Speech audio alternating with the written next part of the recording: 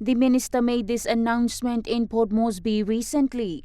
In 2025, Marabaroso government has made available more than 230, or let's say 230 million kina to address vacancies, especially in the 21 PHs in the country. The PHs total staff that we need today must be more than 30,000 positions. We have filled 18,000 of those. That's including the church health services. We have filled 18,000, more than 18,000 positions. That leaves a gap of 13,000. So we've identified, from the 13,000, we've identified 7,150 positions that must be filled as soon as possible.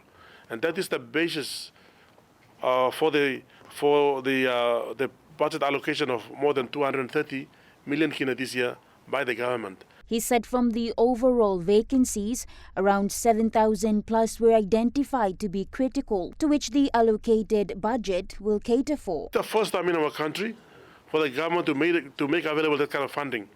There was an instruction already by the Department of Health through the Secretary's office to the 21 PHs that by now, in the first quarter of this year, we must see the advertisements coming up from all the PHs in our country.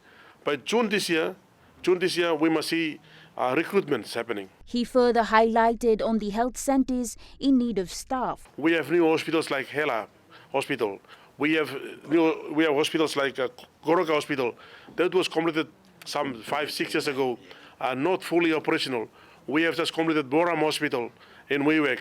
Especially Wewak, East PHA, I'm just saying, as an example, they received more than nearly 15 million kina to address staff manpower shortfall this year alone. That is enough to actually recruit more than 200-300 staff this year for one PHA. So, Anga Hospital, they nearly got about 15 to 20 million kina in the PE this year.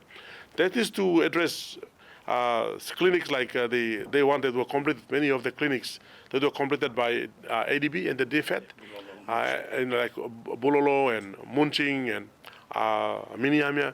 Many of these health facilities were completed for the last 2 years. There were no staff. The minister stressed that he is aware there are medical graduates currently in need of employment and said they will be following up with the provincial health authorities to ensure that efforts are being made to recruit accordingly.